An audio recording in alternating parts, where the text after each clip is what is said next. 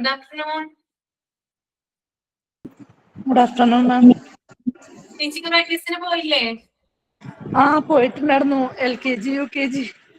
U K G ക്ലാസ്സിലായിരുന്നു കിട്ടിയത്. അപ്പോ ചെന്നിട്ട് ഒരു കഥയൊക്കെ പറയാന്നൊക്കെ പറഞ്ഞപ്പോ എല്ലാവർക്കും ചെന്നപ്പോ തന്നെ അവര് ചോദിച്ചു, ടീച്ചർക്ക് കഥ അറിയുമോന്ന് ചോദിച്ചു.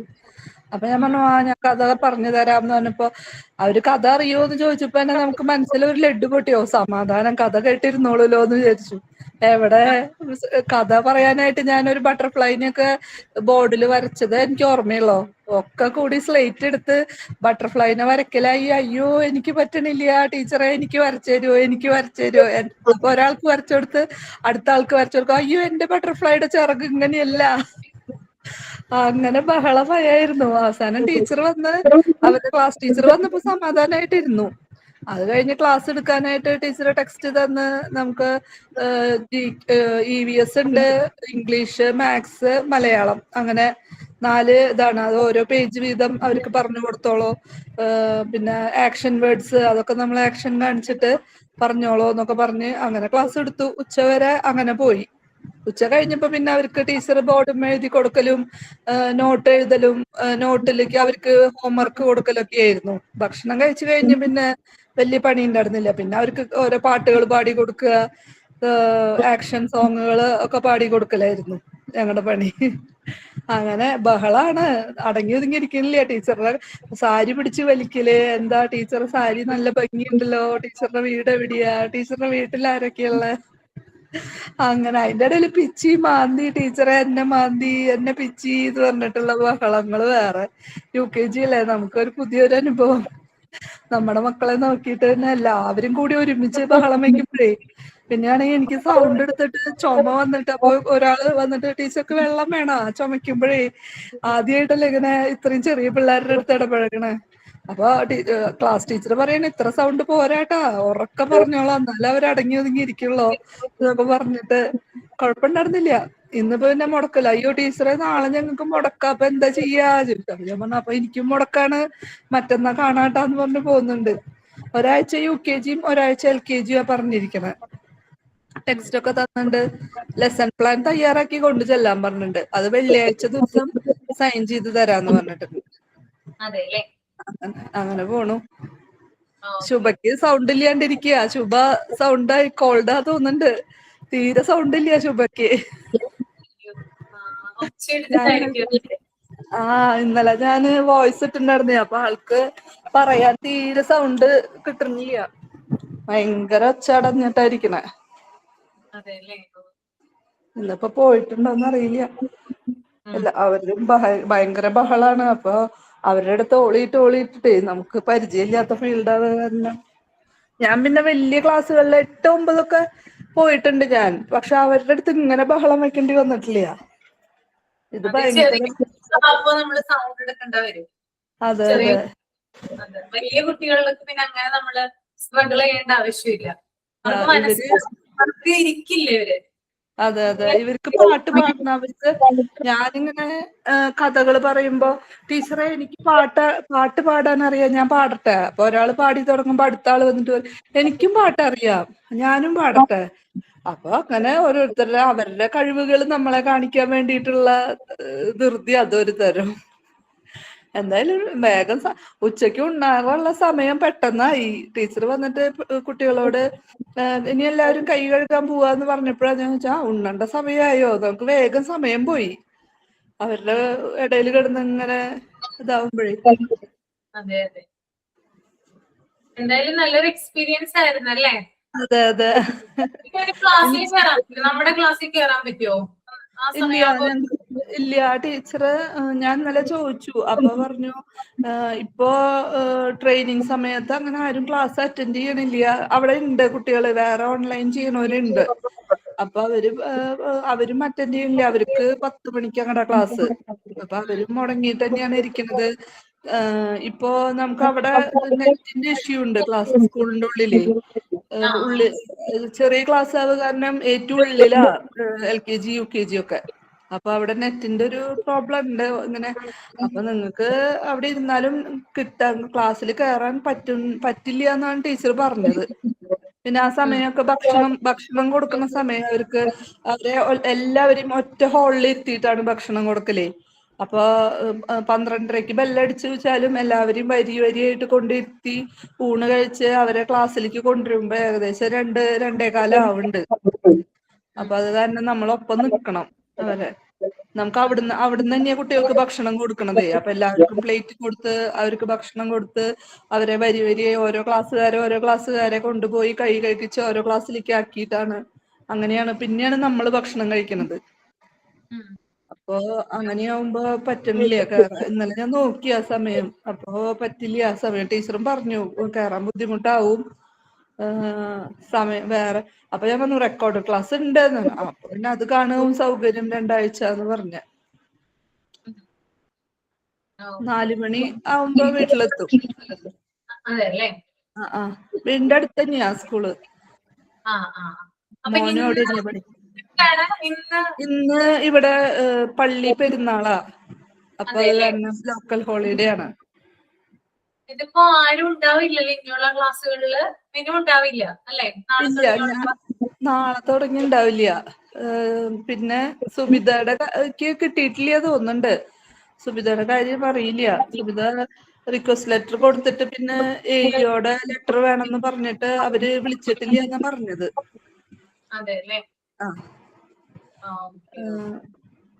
ഞങ്ങളുടെയൊക്കെ ഒരാഴ്ച കൂടി കഴിഞ്ഞ് കഴിഞ്ഞാൽ ഇവരുടെയൊക്കെ കഴിയും തോന്നുന്നു. ശുഭയുടെയൊക്കെ 1 മാസത്തേക്ക് അവര് പോയിക്കണ തോന്നുന്നുണ്ട്. നമുക്ക് ഈ മാസം ക്ലാസ് തീർക്കണമല്ലോ, ക്ലാസ് കഴിയുമല്ലോ. അപ്പൊ സമയം മാറ്റാൻ പറ്റില്ല അല്ലെ? ജിഷ മാമിന്റെ ക്ലാസ് നാളെ ഇല്ല, മറ്റന്നാ വൈകിട്ടാന്ന് പറഞ്ഞു. വ്യാഴാഴ്ച വൈകുന്നേരമാണ് ജിഷ മാമിന്റെ ക്ലാസ് എന്ന് പറഞ്ഞു. മാം എടുക്കണ പോലെ കുഴപ്പമില്ല, പക്ഷെ ഇവിടെ വന്ന് എടുക്കണം. എനിക്ക് പ്രശ്നമൊന്നുമില്ല, ഞാൻ മുമ്പൊക്കെ വന്ന് എടുത്തിട്ടുള്ളതാ രാത്രി. പക്ഷെ ഇവിടെ നമ്മുടെ കൂടെ നിൽക്കുന്ന ഒരു സ്റ്റാഫ് ഉണ്ട്, അവൈലബിൾ ആണോ എന്ന് നോക്കണം. പിന്നെ സാറിന് ആലോചിക്കണമല്ലോ. പിന്നെ അപർണ മിസ്സിന്റെ ഉണ്ടല്ലോ ക്ലാസ്, ജോബ് സാറിന്റെയും ഉണ്ട്. എല്ലാവർക്കും രാത്രി ജോബ് സാറിന്റെ ഏകദേശം ആയി എന്ന് പറഞ്ഞു. ജോബ് സാറ് മറ്റേ എക്സാം ഓറിയന്റഡ് ക്വസ്റ്റ്യൻസ് തന്നു ജോബ് സാറ് കഴിഞ്ഞ ക്ലാസ്സിലൊക്കെ ആയിട്ടേ. ഇനി ഒരു 2 ക്ലാസ്സും കൂടി ഉണ്ടാവും. അത് കഴിഞ്ഞാൽ പിന്നെ എക്സാം ആയില്ലോ. പിന്നെ PGക്ക് പിന്നെ സാറിന്റെ ഇല്ല എന്ന് പറഞ്ഞു. അപ്പൊ കഴിഞ്ഞ ക്ലാസ്സിൽ ഞാൻ കേറിയിരുന്നു, ലാസ്റ്റാ കേറിയത്. അപ്പൊ സാറ് പറഞ്ഞു ഇനി ഇല്ല, 2 ക്ലാസ്സും കൂടി ഉള്ളു. അപ്പൊ നമ്മൾ പോർഷൻസ് ഒക്കെ എടുത്തു കഴിഞ്ഞു. ഇനി സാറ് എക്സാമിന് വരുന്ന ക്വസ്റ്റ്യൻസ് ഏകദേശം മോഡല് തന്നുകൊണ്ടിരിക്കുക. വൈകുന്നേരം ആവുമ്പോ ആൾക്കാര് എണ്ണം കൂടുന്നുണ്ട് കേട്ടോ കേറണത്, ജോലിക്ക് പോയി വരണവരൊക്കെ. ഇപ്പൊ ജിഷ മാമിന്റെ ക്ലാസ്സില് 7:30-ക്കൊക്കെ കേറുമ്പോ ഒരു 10-12 പേരുണ്ടാവാറുണ്ട്. ഓക്കെ, ഞാൻ നോക്കട്ടെ, ചോദിക്കട്ടെ കേട്ടോ ഒന്നിവിടെ, എന്നിട്ട് പറയും. എന്തെങ്കിലും നൈറ്റാണ് ക്ലാസ് വെക്കുന്നതെങ്കിൽ ഇൻഫോർമേഷൻ ഉണ്ടാവും കേട്ടോ നിങ്ങൾക്ക്. ചോദിച്ചു നോക്കട്ടെ. ഇപ്പൊ എനിക്ക് പറയാൻ പറ്റില്ല, ഒന്ന് ഇവിടെ ചോദിക്കണം, എന്നിട്ട് പറയാം. രാജലക്ഷ്മി ഉണ്ടാവോ ക്ലാസ്സിന്? എവിടെയെങ്കിലും പോകുന്നുണ്ടോ ടീച്ചിങ് പ്രാക്ടീസിന്? മിസ് ഇപ്പൊ മോള് പഠിക്കുന്ന സ്കൂളിൽ പോണ്ടേ, 2-3 ദിവസമായിട്ട്. ഇന്നെന്താണ് അപ്പൊ? ഇന്നെന്ത് പറ്റി? ഇന്ന് പോയില്ല, അന്ന് വൈവി ഉണ്ടെന്ന് പറഞ്ഞോണ്ട് ഞാൻ പോയില്ല. ഇന്ന് പോയില്ല അല്ലെ? നാളെ തുടങ്ങി ഉണ്ടാവില്ല? നാളെ തുടങ്ങി ഉണ്ടാവോ? പിന്നെ ക്ലാസ്സിൽ ഈ സമയത്ത് ഫ്രീ ടൈമാണ്, വേണമെങ്കിൽ അപ്പൊ കേറണം. എന്നാലും പിള്ളേരുടെ ഈ ഒച്ചയും. ഓക്കെ. ഇന്നലെ ഉണ്ടായിരുന്നു അപ്പൊ മിനുക്ക്? ഇന്നലെ ഉണ്ടായിരുന്നു? ഇന്നലത്തെ ക്ലാസ്സിൽ ഉണ്ടായിരുന്നോ? ഇല്ല, ഇന്നലെ ഉണ്ടായിരുന്നില്ല. ഇന്നലെ ലീവായിരുന്നു. ഇന്നിപ്പോ ലോക്കൽ ഹോളിഡേ കിട്ടിയ കാരണമാണ് നമുക്ക് കയറാൻ പറ്റിയത്. അപ്പൊ ഞാന് വൈവയുടെ കാര്യം പറഞ്ഞപ്പോ ഞാൻ ജിഷ മാമിനോടും നമ്മുടെ PROനോടും പറഞ്ഞിട്ടുണ്ടായിരുന്നു, എനിക്ക് ഇന്ന് വൈവ കിട്ടുകയാണെങ്കിൽ സൗകര്യമായിരുന്നു. അവിടെ ചെന്നിട്ട് പിന്നെ ലീവ് ചോദിക്കാന്ന് പറഞ്ഞ ബുദ്ധിമുട്ടല്ലേ എന്ന് പറഞ്ഞു. അപ്പൊ മാം പറയാന്ന് പറഞ്ഞിട്ട് അപ്പൊ ഇന്ന് കിട്ടിയിട്ടുണ്ട് വൈവക്ക്.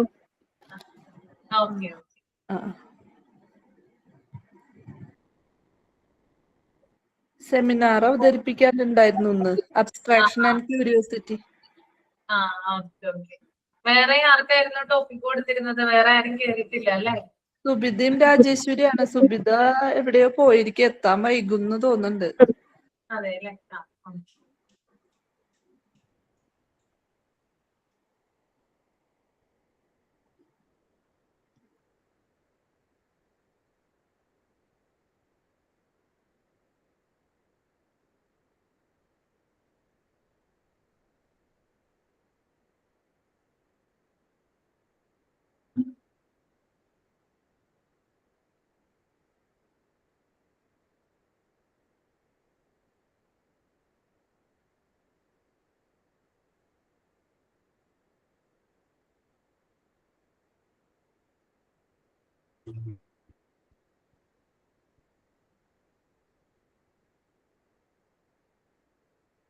പേജ് നമ്പർ ഒന്ന് പറയാമോ?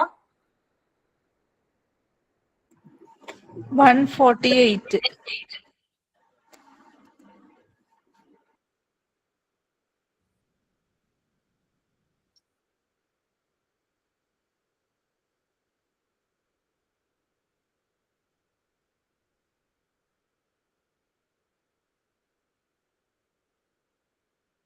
ഓക്കെ, അബ്സ്ട്രാക്ഷൻ ആൻഡ് ക്യൂരിയോസിറ്റി അല്ലേ? ഓക്കെ, Yes, പ്രസന്റ് ചെയ്തിട്ടുണ്ടോ? okay. Good afternoon, everyone. Seminar, Abstraction and Curiosity. Abstraction and curiosity are two fundamental qualities that distinguish human beings from other living organisms. Through abstraction, humans simplify complex experiences and understand the world meaningfully. Curiosity motivates us to ask questions, explore, and seek explanations. Together, these qualities have played a vital role in human survival, cultural development, and scientific progress. അബ്സ്ട്രാക്ഷനും കൗതുകവും മനുഷ്യനെ മറ്റുള്ള ജീവികളിൽ നിന്ന് വ്യത്യസ്തനാക്കുന്ന പ്രധാന ഗുണങ്ങളാണ്.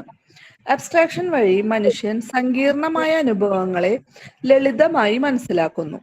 കൗതുകം മനുഷ്യനെ ചോദ്യങ്ങൾ ചോദിക്കാനും അന്വേഷിക്കാനും പുതിയ അറിവുകൾ കണ്ടെത്താനും സഹായിക്കുന്നു. Meaning of abstraction. Abstraction is the mental process of selecting important features from experiences while ignoring unnecessary details. It helps humans from ideas, concepts, and general principles. By abstraction, humans understand patterns in nature and apply knowledge to new situations. അനുഭവങ്ങളിൽ നിന്നുള്ള പ്രധാന ഘടകങ്ങൾ മാത്രം തിരഞ്ഞെടുത്ത് ആശയങ്ങളാക്കി മാറ്റുന്ന ഒരു മാനസിക പ്രക്രിയയാണ് അബ്സ്ട്രാക്ഷൻ. ഇത് പ്രകൃതിയിലെ കാര്യങ്ങൾ മനസ്സിലാക്കുകയും നേടിയ അറിവ് പുതിയ സാഹചര്യങ്ങളിൽ പ്രയോഗിക്കുകയും ചെയ്യുന്നു. Curiosity. Curiosity is the natural desire to know and learn. It leads human to ask questions like how, why, and what. Curiosity encourages exploration and experimentation and forms that basis of science and motivation. അറിയുവാനും പഠിക്കുവാനും ഉള്ള സ്വാഭാവിക ആഗ്രഹമാണ് കൗതുകം. എങ്ങനെ, എന്തുകൊണ്ട് എന്നീ ചോദ്യങ്ങൾ ചോദിക്കാൻ ഇത് മനുഷ്യനെ പ്രേരിപ്പിക്കുന്നു. Role in early human life. Early humans used abstraction and curiosity for survival. But observing animals and birds, they learned to make tools, weapons, and shelters. These ideas were adapted to human needs. അതായത് ആദിമ മനുഷ്യന്മാര് മൃഗങ്ങളെയും പക്ഷികളെയും ഒക്കെ നിരീക്ഷിച്ച് ആയുധങ്ങളും താമസ സ്ഥലങ്ങളും നിർമ്മിക്കുവാൻ പഠിച്ചിരുന്നു. ഇതിന് പിന്നിൽ സാങ്കല്പികതയും കൗതുകവും ഉണ്ടായിരുന്നു. Abstraction and curiosity and culture. Abstraction and curiosity form the foundation of culture. Language, art, traditions, and social practices are outcomes of human trying to understand and represent their experiences. അതായത് ഭാഷ, ആചാരങ്ങള്, കല തുടങ്ങിയവ മനുഷ്യൻ അനുഭവങ്ങളെ മനസ്സിലാക്കി പ്രകടിപ്പിക്കുന്നതിന്റെ ഫലമാണ്. ഇതിന്റെ അടിസ്ഥാനവും സാങ്കല്പികതയും കൗതുകവുമാണ്. Abstraction and curiosity are essential for human progress. From early survival to modern scientific achievements, these qualities have guided humanity toward development and innovation. മനുഷ്യന്റെ പുരോഗതിക്ക് അബ്സ്ട്രാക്ഷനും കൗതുകവും അനിവാര്യമാണ്. ഇവ മനുഷ്യനെ തുടർച്ചയായി മുന്നോട്ട് നയിക്കാൻ സഹായിക്കുന്നു. Thank you. Okay, very good. ഞാൻ ക്ലാസ്സിൽ പറഞ്ഞിരുന്നു അബ്സ്ട്രാക്ഷൻ ആൻഡ് ക്യൂരിയോസിറ്റി? ഇല്ല, പറഞ്ഞിട്ടില്ല. അല്ലേ? ഓക്കെ. കമ്മ്യൂണിക്കേഷൻ ആൻഡ് ഗ്രിഗാറിയസ്നെസ്, അത് രണ്ടാണല്ലേ പറഞ്ഞത്? ആ ആ ഓക്കെ ഓക്കെ. അപ്പൊ ഞാൻ ചുരുക്കി പറയാം, അബ്സ്ട്രാക്ഷൻ എന്ന് പറയുന്നത് കാര്യങ്ങൾ പഠിച്ചെടുക്കാനുള്ള കഴിവാണ്. ആണോ മിനു? കാര്യങ്ങൾ അതെ പഠിച്ചെടുക്കാനുള്ള അതെ കഴിവാണോ? അതെ അതെ. അതെ ആ, സാങ്കല്പികമായിട്ട് നമ്മൾ ആ, ചിന്തിച്ചിട്ട് ഒരു കാര്യം നമ്മൾ ഇപ്പൊ ഉണ്ടെന്ന് പറയുമ്പോൾ നമ്മൾ അതിനെ കൂടുതൽ സങ്കല്പിച്ച് നമ്മളിപ്പോ ഒരു സ്ഥലത്തേക്ക് പോവാന്ന് പറയുമ്പോ ആ സ്ഥലത്തിനെ പറ്റി നമ്മൾ സങ്കല്പിക്കും, ഇങ്ങനെ ഇങ്ങനെയൊക്കെയാണ് എന്ന് അതെ സങ്കല്പിക്കും. അതാണ്. അപ്പൊ അതിനെ സങ്കല്പിച്ചിട്ട് പിന്നെ നമുക്കത് കാണാനുള്ള കൗതുകവും ആ, കൂടും. അങ്ങനെയാണ് ഇതൊന്ന് വായിച്ചപ്പോ മനസ്സിലായത്. മനസ്സിലായത്. കറക്റ്റ് ആണ് കേട്ടോ. അതായത് കാര്യങ്ങൾ പഠിച്ചെടുക്കാനുള്ള കഴിവ് അല്ലെങ്കിൽ ഇമാജിൻ ചെയ്യാനുള്ള കഴിവാണ് കേട്ടോ. ശരിക്കും പറഞ്ഞാൽ 6 വയസ്സ് വരെയുള്ള ഒരു കുഞ്ഞുങ്ങളില് നമുക്ക് അതിന് മുകളിൽ കാണാൻ പറ്റും. പക്ഷെ 6 വയസ്സ് വരെയുള്ള കുഞ്ഞുങ്ങളിലാണ് ഈ ഒരു ലേണിംഗ് പ്രോസസ്സ് നടക്കുന്നത്. അവരാണ് പുതിയ പുതിയ കാര്യങ്ങൾ പഠിച്ചെടുക്കുന്നതും അതുപോലെ തന്നെ ഇമാജിനേഷൻ പവർ എന്ന് പറയുന്നത് ഈ പ്രായത്തിലുള്ള കുഞ്ഞുങ്ങൾക്ക് കൂടുതലായിട്ടായിരിക്കും ഉണ്ടായിരിക്കുക. ഓക്കെ, അപ്പൊ അബ്സ്ട്രാക്ഷൻ എന്ന് പറഞ്ഞാൽ എന്താണ്? കാര്യങ്ങൾ പഠിച്ചിട്ട് ഞാൻ സിമ്പിൾ ആയിട്ടാണ് പറഞ്ഞു തരുന്നത്. ഇനിയുള്ള കാര്യങ്ങള് നിങ്ങളൊന്ന് നോട്ട് ചെയ്തെടുക്കണം കേട്ടോ. ടെക്സ്റ്റിലുള്ള കാര്യങ്ങൾ എന്ത് ചെയ്യണ്ട, അങ്ങനെ തന്നെ പഠിച്ചു വെക്കേണ്ട ആവശ്യമില്ല. ഇതൊന്ന് ഷോർട്ട് ആക്കി ചുരുക്കി നമ്മളൊന്ന് നോട്ട് ചെയ്ത് വെച്ചാൽ മതി. ക്ലിയർ ആണോ? ഓക്കെ അല്ലേ? ആ, അപ്പോ അബ്സ്ട്രാക്ഷൻസ് മീൻസ് കാര്യങ്ങൾ പഠിച്ചെടുക്കാനുള്ള കഴിവ്, അതുപോലെ ഇമാജിൻ ചെയ്യാനുള്ള കഴിവിനെയാണ് അബ്സ്ട്രാക്ഷൻ എന്ന് പറയുന്നത്. ഇനി എന്താണ് ക്യൂരിയോസിറ്റി എന്ന് നോക്കാം. എന്താണ് ക്യൂരിയോസിറ്റി? നമുക്ക് എല്ലാവർക്കും ക്യൂരിയോസിറ്റി ഉണ്ടല്ലേ? ഇല്ലെന്ന് പറയാൻ പറ്റുമോ? എങ്ങനെയാണ് നമ്മൾ ക്യൂരിയോസിറ്റി പ്രകടിപ്പിക്കുക?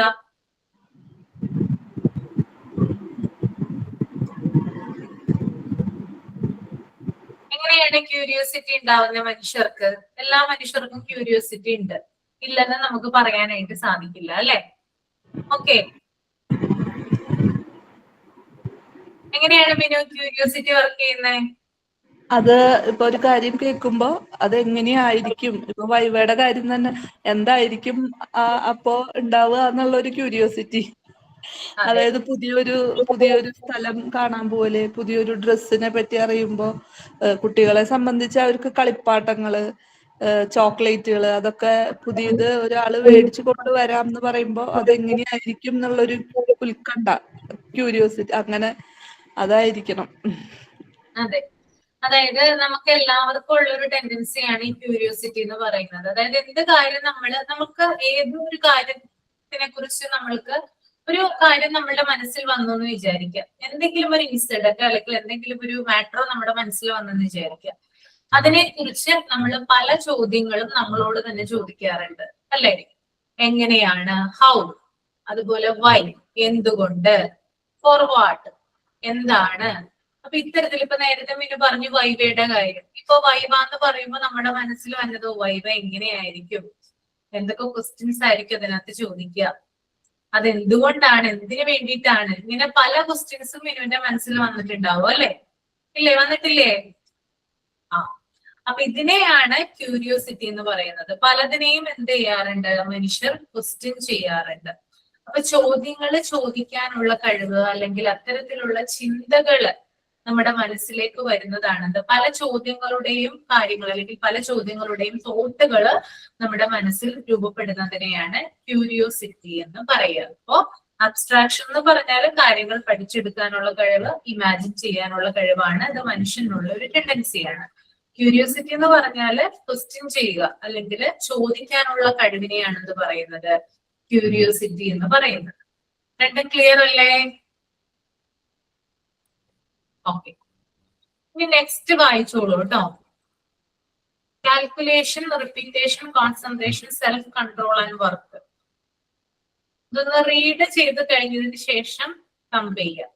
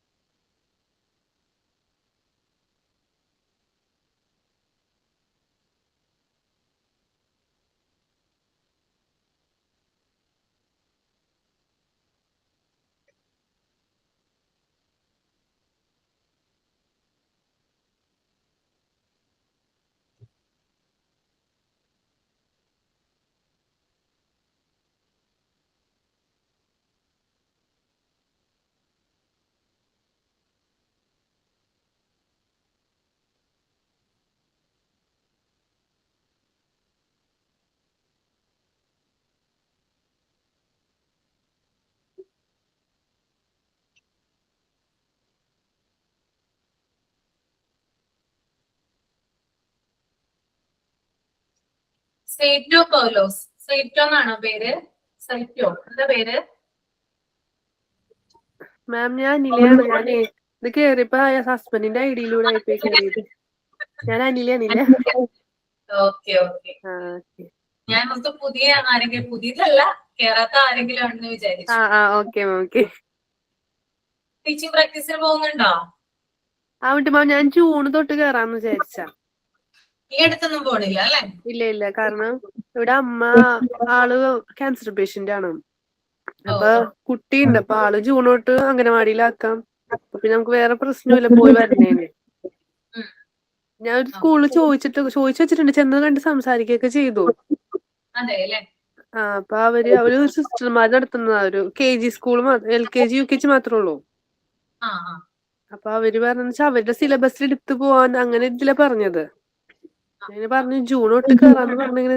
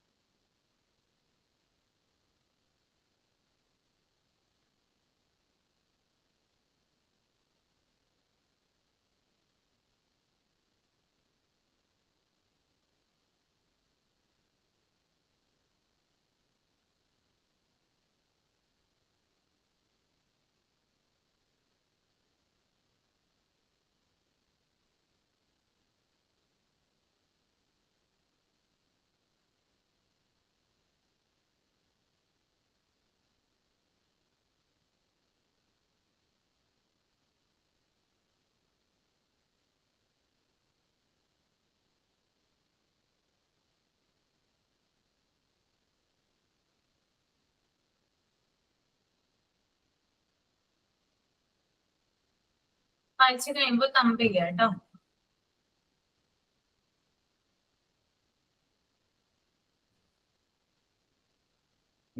എന്തെങ്കിലും മനസ്സിലായോ വായിച്ചിട്ട്?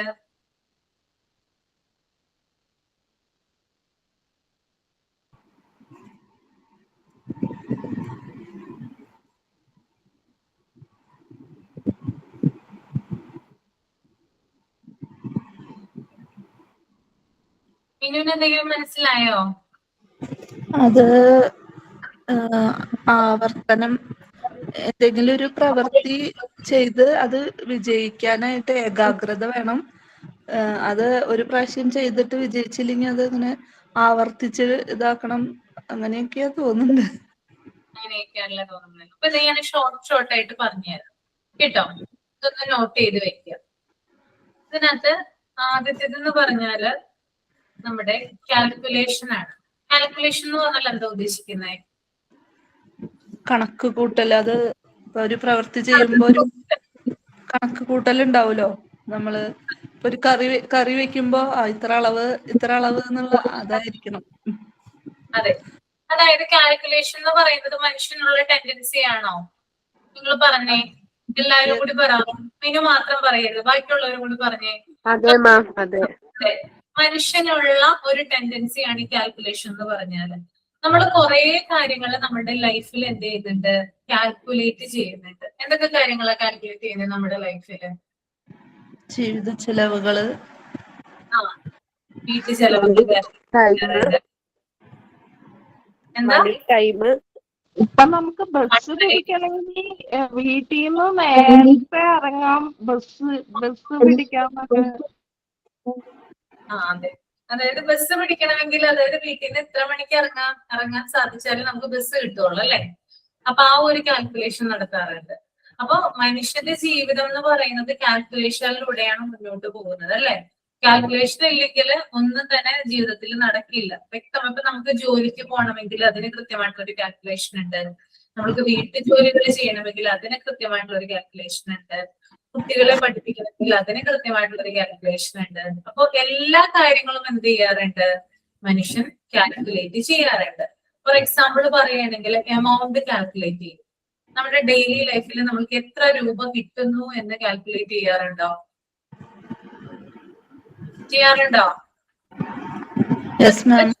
അപ്പൊ നിങ്ങൾ ജോലിക്ക് പോകുന്നില്ല എന്ന് വിചാരിക്കുക, ഹസ്ബൻഡ് ജോലിക്ക് പോകുന്നുണ്ടല്ലോ, അവരുടെ ഇൻകത്തെ കുറിച്ച് നിങ്ങൾക്കൊരു ധാരണ ഉണ്ടാവില്ലേ?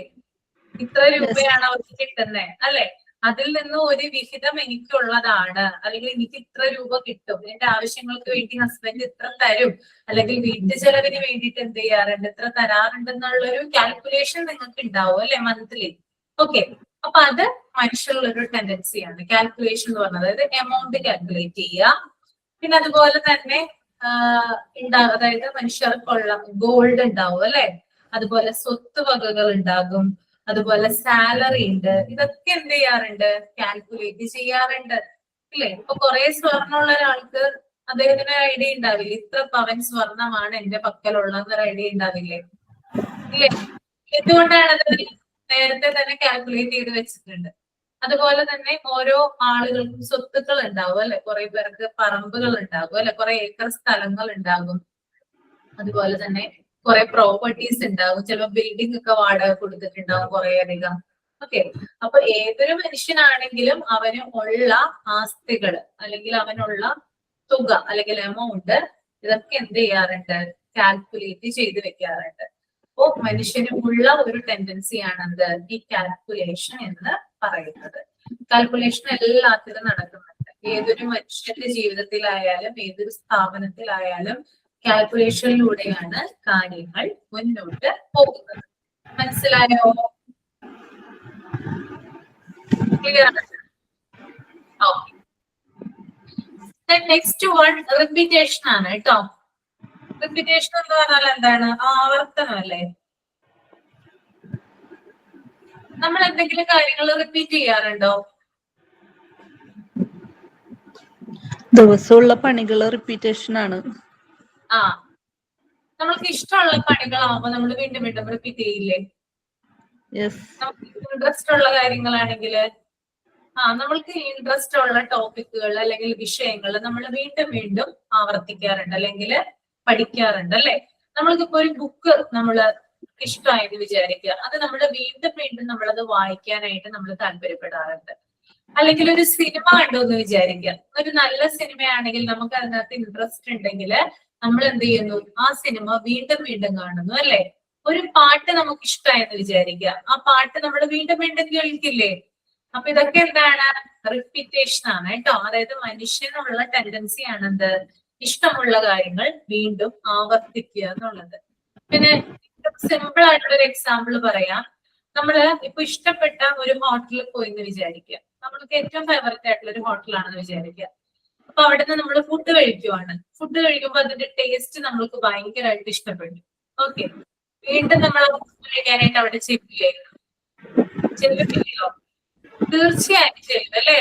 ഇത് എന്തിന്റെ ടെൻഡൻസിയാ, റിപ്പീറ്റേഷൻ എന്ന് പറയുന്ന ടെൻഡൻസിയാണ്. അപ്പൊ നമുക്ക് ഇഷ്ടമുള്ള കാര്യം, അതായത് മനുഷ്യൻ എന്ന് പറയുന്നത് അവൻ ഇഷ്ടമുള്ള കാര്യം വീണ്ടും വീണ്ടും ചെയ്തുകൊണ്ടേയിരിക്കും അവന്റെ ജീവിത അവസാനം വരെ. ഈ ടെൻഡൻസിയെ പറയുന്ന പേരാണ് റിപ്പീറ്റേഷൻ. ഓക്കെ, അത് ചിലവർക്ക് ഇഷ്ടമുള്ള ഫുഡ് ആകാം വീണ്ടും വീണ്ടും അവർ കഴിക്കുന്നത്, അതിനെ റിപ്പീറ്റേഷൻ എന്ന് പറയുന്നു.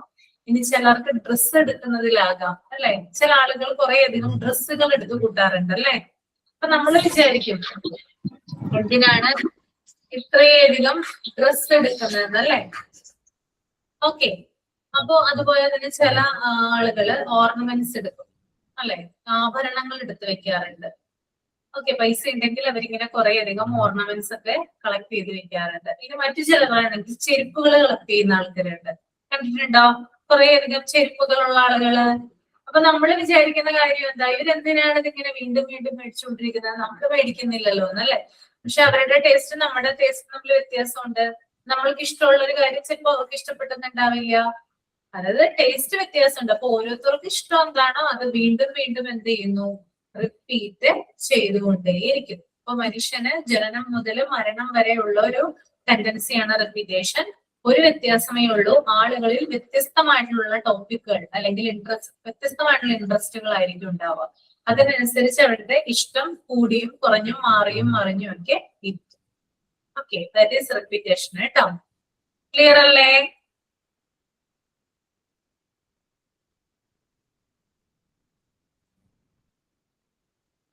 നെക്സ്റ്റ് വൺ കോൺസെൻട്രേഷൻ ആണ് കേട്ടോ. കോൺസെൻട്രേഷൻ എന്താണ്? കോൺസെൻട്രേഷൻ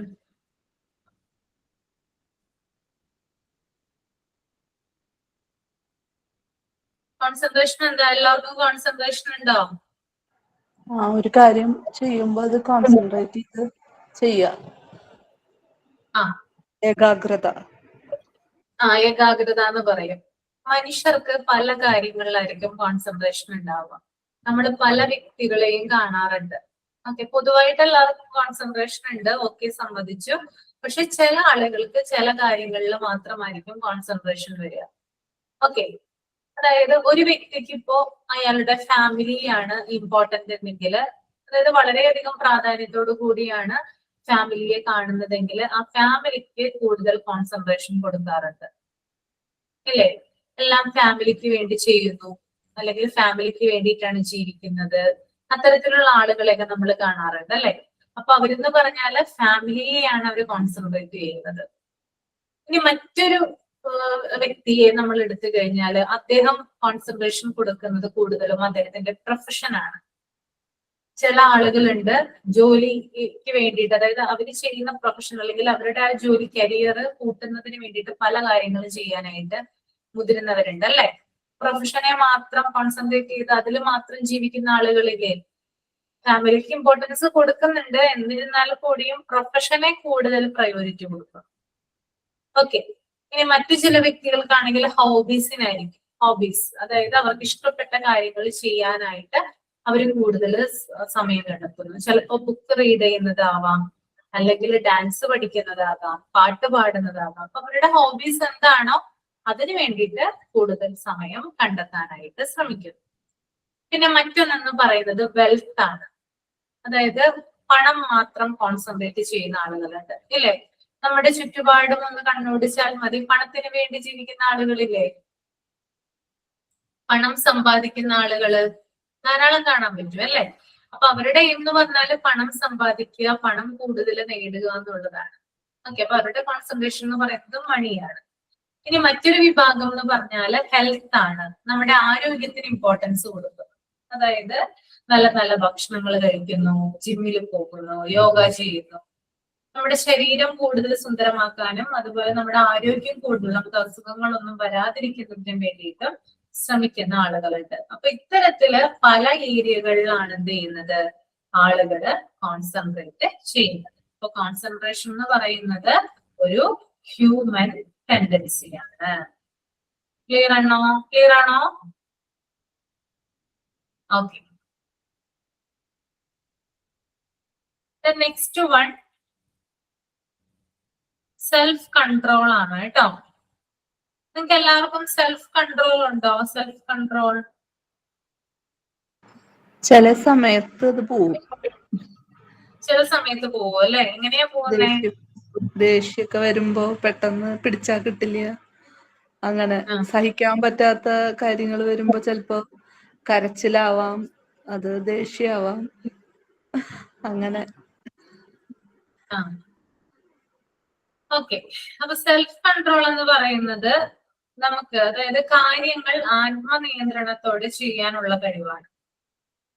അതായത് എക്സാമ്പിൾ പറഞ്ഞാല് ദേഷ്യം വരുമ്പോ അത് അടക്കി വെച്ച് മാന്യമായി പെരുമാറുക. അങ്ങനെ ചെയ്യാറുണ്ടോ? ആത്മനിയന്ത്രണം പാലിക്കാറുണ്ടോ? എന്റെ മോള് പരമാവധി നോക്കും. എന്താണ് രാജലക്ഷ്മി? എന്റെ മോള് ദേഷ്യം വന്നിട്ട് TV എറിഞ്ഞു പൊട്ടിച്ചപ്പോ ചീത്തയായി സ്ക്രീനൊക്കെ പോയി. ദേഷ്യം വന്നിട്ട് ടിവിയോ? എത്ര വലിപ്പമുള്ള ടിവി? TV പൊട്ടിച്ചു, എറിഞ്ഞു പൊട്ടിച്ചു TV. ടിവി ആണോ റിമോട്ടാണോ? TV ടിവിയാണ്. അല്ല, ഇത് കുട്ടിക്ക് എങ്ങനെ പൊക്കാൻ പറ്റി? TV ഉയർത്തണ്ടേ? എങ്ങനെയാ ചെയ്തത്? TV എങ്ങനെയാ പൊട്ടിച്ചത്? അല്ല, TV അധികം നിലത്തുനിന്ന് അധികം പൊക്കൊന്നുമില്ല, ഇവർക്ക് എത്താവുന്ന രീതിയിലാണ്. ദേഷ്യം വന്നപ്പോ എല്ലാം ഒതുങ്ങിയതാണ്. ദേഷ്യം വന്നപ്പോ എന്നിട്ട് രാജലക്ഷ്മി എന്ത് ചെയ്തു കുട്ടിയെ? ഒന്നും ചെയ്തില്ല. നമ്മൾ അടി കൊടുക്കാതെ കുറച്ചു നേരം കാര്യം, അല്ലാണ്ട് എന്ത് ചെയ്യാൻ പറ്റും? രാജലക്ഷ്മി സെൽഫ് കൺട്രോള് പാലിച്ചു ആണോ? അല്ല, അച്ഛൻ കൊടുത്ത അച്ഛൻ പിന്നെ അച്ഛൻ പറയുമ്പോ നമ്മള് ഈ ദേഷ്യം വന്ന ഫോണൊക്കെ വലിച്ചെറിയണില്ലേ, അപ്പൊ നമുക്ക് അവളെ പറയാൻ എന്താ ഇതുണ്ടെന്ന് ചോദിക്കണ പുള്ളി.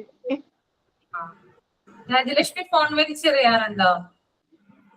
ഇടയ്ക്ക് അങ്ങനെ അറിയാറില്ല, എന്നാലും ഫോൺ പൊട്ടാത്ത പോലെ അറിയാ. എത്ര ഫോൺ പൊട്ടിച്ചിട്ടുണ്ട്? ഇല്ല, ഒരു പ്രാവശ്യം. ഒരു പ്രാവശ്യം പൊട്ടിച്ചിട്ടുള്ളൂ. അപ്പൊ രാജലക്ഷ്മിക്ക് അറിയാം രാജലക്ഷ്മി ചെയ്യുന്നുണ്ട്, അപ്പൊ കുട്ടി ചെയ്താല് കുഴപ്പമില്ല, കുട്ടി പറയുമല്ലോ അമ്മ ചെയ്യാറുണ്ടെന്നല്ലേ? അങ്ങനെയല്ലേ ഉദ്ദേശിക്കുന്നേ? അപ്പൊ സെൽഫ് കൺട്രോള് കാണിച്ചു കുട്ടി TV ഇറങ്ങിയ സമയത്തല്ലേ?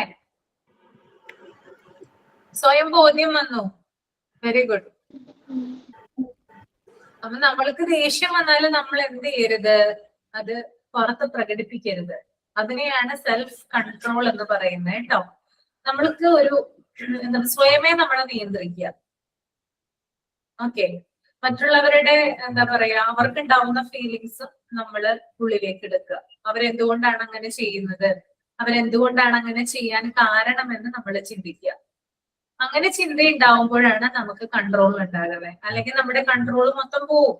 നമ്മൾ ചിലപ്പോൾ കുഞ്ഞിനെ അടിക്കും, ചിലപ്പോൾ വഴക്ക് പറയും, ചീത്ത പറയും, അല്ലേ? പക്ഷെ കുറച്ച് സമയത്തേക്കേ ഉണ്ടാവുള്ളൂ, അല്ലേ? കുറെ സമയം കഴിഞ്ഞ് പിന്നെ നമ്മുടെ ദേഷ്യവും ഇതൊക്കെ മാറും. പിന്നെ നമ്മള് സാന്ത്വനിപ്പിക്കാനായിട്ട് ചെല്ലും കുഞ്ഞിനെ. പക്ഷെ കുഞ്ഞിനെ അത് മോശമായിട്ട് എഫക്ട് ചെയ്തിട്ടുണ്ടാവും. അപ്പൊ പറയില്ല, കുറച്ചു നാള് കഴിയുമ്പോൾ പറയും നമ്മളോട്, അമ്മ അന്ന് അങ്ങനെ ചെയ്തില്ല എന്നോട്, അത് ഞാൻ ഒരിക്കലും മറക്കില്ല എന്നുള്ള വാക്കുകളൊക്കെ ചിലപ്പോൾ പ്രയോഗിക്കാം, അല്ലേ? അപ്പൊ എന്തിനാണ് പറയാമോ? എന്തുകൊണ്ടാ കുട്ടിക്ക് എന്താ ദേഷ്യം കയറിയത് രാജലക്ഷ്മി? അവക്ക് ഈ ഫോൺ വല്ലാണ്ട് നോക്കും അവള്, അപ്പൊ ഫോൺ കൊടുക്കാത്ത ഫോൺ അല്ലെങ്കിൽ TV. ഫോൺ കൊടുക്കാത്തതിനാണല്ലേ? ഫോൺ എപ്പോഴും കളിക്കാൻ കൊടുക്കാറുണ്ടോ? ഇല്ല, ഇത് അവള് ചുമ്മാ ഈ ഫ്രണ്ട് ക്യാമറ എടുത്തിട്ട് അവള് തന്നെ വീഡിയോ പിടിച്ചിട്ട് ഇടും ഇങ്ങനെ. അപ്പൊ ഫോൺ കയ്യിന്ന് വാങ്ങി ദേഷ്യം നോക്ക്. ഓക്കെ, എന്നിരുന്നാലും ശ്രദ്ധിക്കാം കേട്ടോ. കുഞ്ഞിനെ ചേർത്ത് പിടിക്കാനായിട്ട് ശ്രമിക്കുക. Okay okay. അപ്പൊ സെൽഫ് കൺട്രോൾ മീൻസ് കാര്യങ്ങള് ആത്മനിയന്ത്രണത്തോടെ ചെയ്യാനുള്ള കഴിവാണ്. ദേഷ്യം വരുമ്പോ അടക്കി വെച്ച് മാന്യമായിട്ട് പെരുമാറുക. ഇപ്പൊ രാജലക്ഷ്മി പറഞ്ഞ കാര്യത്തിൽ നിന്നൊക്കെ ഏകദേശം ധാരണ പിടിയിട്ടില്ലേ എന്താണ് സെൽഫ് കൺട്രോൾ എന്നുള്ളത്? മനസ്സിലായോ? ഓക്കെ. നെക്സ്റ്റ് വർക്കാണ് കേട്ടോ. വർക്ക് എന്ന് പറഞ്ഞാൽ എന്താ ഉദ്ദേശിക്കുന്നേ? ജോലിയല്ലേ? ജോലി ചെയ്യാനുള്ള കഴിവാണ്, അല്ലെ? നമുക്ക് ഇഷ്ടമുള്ള ജോലികൾ ചെയ്യാനുള്ള കഴിവിനെയാണ് എന്ത് വർക്ക് എന്ന് പറയുന്നത്. അതായത് ഒരു ജോലി എന്ന് പറയുമ്പോൾ അത് ഒരു വ്യക്തിയെ സംബന്ധിച്ച് ആ വ്യക്തിയെ ഡെവലപ്പ് ചെയ്യുന്നതിനും ആ വ്യക്തിക്ക് കൂടുതൽ കാര്യങ്ങൾ പഠിക്കുന്നതിനും പിന്നെ അവരുടെ എൻവയോൺമെന്റ്, അതായത് ആ വ്യക്തിയുടെ എൻവയോൺമെന്റുമായിട്ട് പൊരുത്തപ്പെടാനും ഒക്കെ സഹായിക്കുന്ന ഒന്നാണ് എന്ത് വർക്ക്. ഫിസിക്കലായി എഫേർട്ട് എടുക്കുന്ന അത് മാത്രമല്ല, അതായത് ഫിസിക്കൽ എഫേർട്ട് മാത്രമല്ല വർക്ക് എന്നതുകൊണ്ട് ഉദ്ദേശിക്കുന്നത് കേട്ടോ. മെന്റൽ എഫേർട്ടും ഉണ്ട്, ബ്രെയിൻ എഫേർട്ടും ഉണ്ട്, അല്ലെ? ഇപ്പൊ ഞാൻ നിങ്ങൾക്ക് ക്ലാസ് എടുക്കുന്നുണ്ട്, ഫിസിക്കൽ എഫേർട്ട് ആണോ വരുന്നത് അല്ലെങ്കിൽ മെന്റൽ എഫേർട്ട് ആണോ വരുന്നത്, ബ്രെയിൻ എഫേർട്ട് ആണോ, എന്താണ് വരുന്നത്? രണ്ടും ഇല്ലേ മാം? എഫേർട്ടായിരിക്കും, രണ്ടും ഉണ്ട്. അല്ലെ, ഫിസിക്കൽ എഫേർട്ട് വരുന്നില്ല, കാര്യം ഞാൻ എന്റെ ശരീരം അനങ്ങുന്നില്ല, ഇവിടെ തന്നെ ഇരുന്നിട്ടാണ് ഞാൻ സംസാരിക്കുകയാണ് ചെയ്യുന്നത് അല്ലെ, എന്റെ മനസ്സിൽ വരുന്ന കാര്യങ്ങൾ സംസാരിക്കുവാണ് അല്ലെ, അപ്പൊ അത് മെന്റൽ എഫേർട്ട് ആണ്. അപ്പൊ ഫിസിക്കൽ എഫേർട്ട് മാത്രമല്ല വർക്ക് എന്ന് പറയുന്നത്, മെന്റൽ എഫേർട്ടും വർക്കിൽ വരുന്നതാണ്. പിന്നെ വർക്ക് ചെയ്യുന്ന ജോലികൾ ചെയ്യുന്നതിലൂടെ പുതിയ കഴിവുകൾ കണ്ടെത്താനായിട്ട് കുട്ടികളെ സഹായിക്കുന്നു. കുട്ടികൾക്ക് കോൺസെൻട്രേഷനും അതുപോലെ തന്നെ അച്ചടക്കം, ഡിസിപ്ലിൻ, ഇതൊക്കെ വികസിപ്പിക്കാനായിട്ട് കാരണമാകുന്നു. അപ്പോ നമ്മൾ വർക്കുമായി ബന്ധപ്പെട്ട് കുട്ടികൾക്ക് കുറെ അധികം ആക്ടിവിറ്റീസ് കൊടുക്കാറുണ്ട്. ഞാൻ പ്രാക്ടിക്കൽ ഏരിയയുമായി ബന്ധപ്പെട്ട് പറഞ്ഞു തന്നില്ല, ഓർമ്മയുണ്ടാവും? ആ, അപ്പൊ 0 to 6 years വരെയുള്ള കുഞ്ഞുങ്ങൾക്കാണ് പോറിംഗ് മുതലായിട്ടുള്ള ആക്ടിവിറ്റികൾ കൊടുക്കുന്നത്, ക്ലീനിങ്, അതുപോലെ ബട്ടണിങ് ഫ്രെയിം തുടങ്ങിയിട്ടുള്ള ആക്ടിവിറ്റീസ് 0 to 6 years. പിന്നെ 6 തുടങ്ങി 12 years വരെ അക്കാദമിക് വർക്കുകളാണ്, അതായത് കുറെ അധികം ഇപ്പൊ സയൻസ് എക്സ്പെരിമെന്റുകള്, പ്രൊജക്ടുകളൊക്കെ കുട്ടികൾക്ക് ആ സമയത്ത് കൊടുക്കാം. പിന്നെ 12 to 18 years ആകുമ്പോൾ കുട്ടികള് ഗ്രൂപ്പ് വർക്ക് ആയിട്ട് കുറെ കാര്യങ്ങൾ ചെയ്യുന്നു, അവർ കുറച്ചും കൂടി വലുതാകും, അപ്പൊ കുറച്ചും കൂടി കൂടുതൽ കാര്യങ്ങൾ കുട്ടികൾക്ക് മനസ്സിലാകാനായിട്ട് തുടങ്ങും. ഓക്കെ, അപ്പോ ഈ മോണ്ടിസോറി ക്ലാസ് റൂമിന്റെ പ്രത്യേകത എന്ന് പറഞ്ഞാല് അവിടെ കുട്ടികൾക്ക് അവരുടെ വർക്ക് തിരഞ്ഞെടുക്കാനുള്ള അവകാശമുണ്ട് അല്ലെ. നിങ്ങളിപ്പോ പ്രാക്ടിക്കലിന് വന്ന സമയത്ത് നിങ്ങൾക്ക് ഇഷ്ടപ്പെട്ട പ്രാക്ടീസ് ആണ് നിങ്ങൾ എടുത്തത് ആദ്യം അല്ലെ. നിങ്ങൾക്ക് ആദ്യം ഏതാണോ കണ്ണിൽപ്പെടലെ, നിങ്ങൾക്ക് ഏതാണോ നിങ്ങൾക്ക് ഇഷ്ടമായത് അതാണ് നിങ്ങൾ ആദ്യം എടുത്ത് ചെയ്തത്. അപ്പോ കുട്ടികൾക്ക് അവരുടെ ജോലി തിരഞ്ഞെടുക്കാനുള്ള സൗകര്യം എവിടെയുണ്ട്? മോണ്ടിസോറി ക്ലാസ് റൂമിലുണ്ട്. പിന്നെ മെറ്റീരിയൽസ് രൂപകൽപ്പന ചെയ്തിരിക്കുന്നത് സ്വയം ശരിയാക്കാനും കുട്ടികളെ അവരുടെ എക്സ്പീരിയൻസിലൂടെ പഠിച്ചെടുക്കാനാണ്. അപ്പൊ വർക്ക് എന്ന് പറയുന്നത് ജോലി ചെയ്യാനുള്ള താല്പര്യത്തെയാണ് കേട്ടോ. ക്ലിയർ അല്ലേ?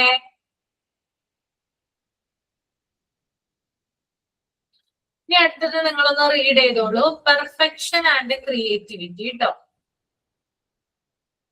Perfection and creativity.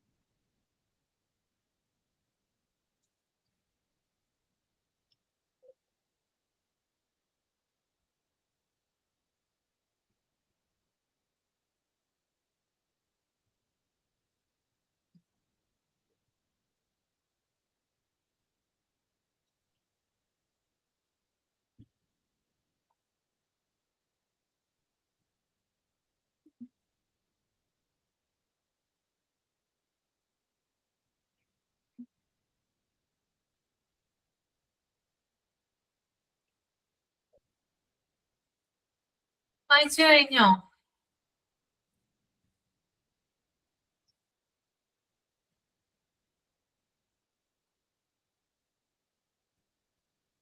റീഡ് ചെയ്തോ? ഓക്കെ. അപ്പൊ നമുക്ക് നോക്കാം എന്താണ് പെർഫെക്ഷൻ ആൻഡ് ക്രിയേറ്റിവിറ്റി. എന്താണ് മീനു പെർഫെക്ഷൻ?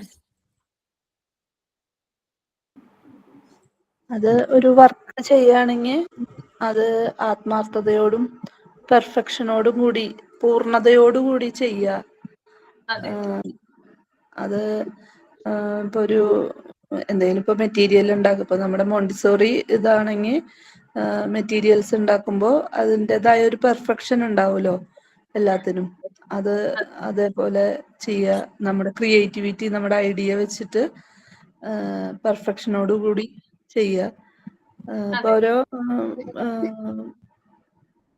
കുട്ടികളിപ്പോ അവർക്ക് ഓരോ ഇപ്പൊ ബിൽഡിംഗ് ബ്ലോക്ക് ഒക്കെ കൊടുത്തു കഴിഞ്ഞാൽ ചില കുട്ടികൾ നല്ല ക്രിയേറ്റീവായിട്ട് നല്ല വർക്കുകൾ ഓരോ ബിൽഡിംഗ് ഒക്കെ അവര് ഉണ്ടാക്കും. എന്നാൽ ചിലവർക്ക് അത് പറ്റില്ല. അത് ഓരോരുത്തരുടെ കഴിവ്. അങ്ങനെ പെർഫെക്ഷൻ അതാണ് ഉദ്ദേശിച്ചത്. അതായത് നമുക്ക് പെർഫെക്ഷൻ എന്ന് പറഞ്ഞാൽ കറക്റ്റ് ആയിട്ട് കാര്യങ്ങൾ ചെയ്യുക, ഏറ്റവും ഭംഗിയോട് കൂടി കാര്യങ്ങൾ ചെയ്യാനായിട്ട് ശ്രമിക്കുക എന്നുള്ളതാണ്. ഇപ്പൊ നമ്മളൊരു ഡ്രസ്സ് സ്റ്റിച്ച് ചെയ്യാനായിട്ട് നമ്മളിപ്പോ ഒരു ഡ്രസ്സ് സ്റ്റിച്ച് ചെയ്യാണ്. അപ്പൊ സ്റ്റിച്ച് ചെയ്യുമ്പോൾ നമ്മൾ എന്ത് ചെയ്യും? മാക്സിമം അത് പെർഫെക്റ്റ് ആക്കാനായിട്ട് ശ്രമിക്കാറുണ്ട് അല്ലെ?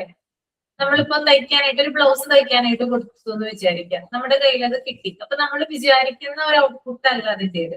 അപ്പൊ നമ്മൾ അവരോട് പറയും ഇന്നത് ശരിയാക്കാനുണ്ട്, അത് കുറച്ചുകൂടി ശരിയാക്കണം, ഇങ്ങനെ ചെയ്യണം എന്നൊക്കെ പറഞ്ഞിട്ട് ഒന്നും കൂടി ടൈലറിന്റെ അടുത്ത് പറയും. അപ്പൊ വീണ്ടും എന്ത് ചെയ്യും? അത് അവര് അതിനനുസരിച്ച് ചെയ്യും അല്ലെ? അപ്പൊ ഒരു കാര്യം പെർഫെക്റ്റ് ആകുന്നത് വരെ ചെയ്യുന്നതാണത് പെർഫെക്ഷൻ എന്ന് പറയുന്നത്. പല കാര്യങ്ങളുണ്ട്. ഇപ്പൊ നമ്മൾ ഗാർഡനിങ് ചെയ്യുവാണെങ്കിൽ നല്ല രീതിയിൽ പെർഫെക്ഷനോട് കൂടി ചെയ്യാം. നമ്മളിപ്പോ ഒരു ലെസൺ പഠിക്കുവാണെങ്കിൽ നല്ല രീതിയിൽ പെർഫെക്ഷനോട് കൂടി ചെയ്യാം. അപ്പോ പെർഫെക്ഷൻ എന്ന് പറയുന്നത് ഒരു കാര്യം കംപ്ലീറ്റ് ആക്കുന്നത് വരെ അല്ലെങ്കിൽ അത് പെർഫെക്റ്റ് ആകുന്നത് വരെ അത്തരത്തിലുള്ള ആക്ടിവിറ്റി തുടർന്നു കൊണ്ടേയിരിക്കും. ഓക്കെ. ഒരു കാര്യം പെർഫെക്ഷനിലേക്ക് എത്തുന്നത് വരെ അവർ അത് കംപ്ലീറ്റ് ചെയ്തുകൊണ്ടേയിരിക്കും. ഫോർ എക്സാമ്പിൾ പറഞ്ഞു കഴിഞ്ഞാൽ ഒരു കുട്ടി ആവർത്തിച്ച് ഷൂലേസ് കെട്ടുന്നത്. അപ്പൊ ഷൂലേസ് കെട്ടിയിട്ട് ആദ്യം കുഞ്ഞിന് ശരിയായില്ലെന്ന് വിചാരിക്കുക. ആ കുട്ടി എന്ത് ചെയ്യില്ല? ശ്രമം ഉപേക്ഷിക്കില്ല. വീണ്ടും എന്ത് ചെയ്യും? അത് കെട്ടിക്കൊണ്ടേയിരിക്കും അല്ലെ? അത് പെർഫെക്റ്റ് ആകുന്നത് വരെ എന്ത് ചെയ്യാറുണ്ട്? ആ കുട്ടി ഒരു കാര്യം ചെയ്യാറില്ലേ? ഷൂലേസ് കെട്ടില്ലേ? ഒന്ന് ഓർത്ത് നോക്കിയേ. യെസ്. പിന്നെ അതുപോലെ തന്നെ കുട്ടികള് ലെറ്റേഴ്സ് അതുപോലെ തന്നെ നമ്പേഴ്സ് ഒക്കെ എഴുതി പഠിക്കാറുണ്ട് അല്ലെ? അപ്പൊ ആദ്യമൊന്നും പെർഫെക്റ്റ് ആകണമെന്നില്ല. നമ്പറുകളും ലെറ്റേഴ്സ് ഒക്കെ എഴുതുമ്പോൾ അവർ എഴുതി പഠിക്കുമ്പോഴാണ് എന്ത് ചെയ്യുന്നത്? അത് പെർഫെക്റ്റ് ആയിട്ട് വരുന്നത്. പിന്നെ അതുപോലെ തന്നെ പസിൽസ് ഒന്നിലധികം തവണ നിർമ്മിക്കുന്നത്. ഓക്കെ. ഇതൊക്കെ എന്താണ്? പെർഫെക്ഷനും അതുപോലെ തന്നെ ആ ഒരു പെർഫെക്ഷനിലേക്ക് എത്തുന്നതാണ് കേട്ടോ. ക്ലിയർ അല്ലേ?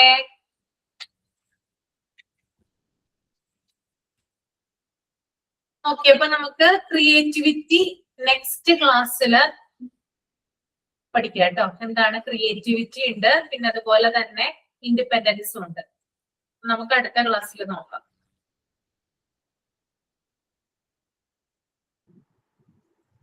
Thank you ma'am. Thank you.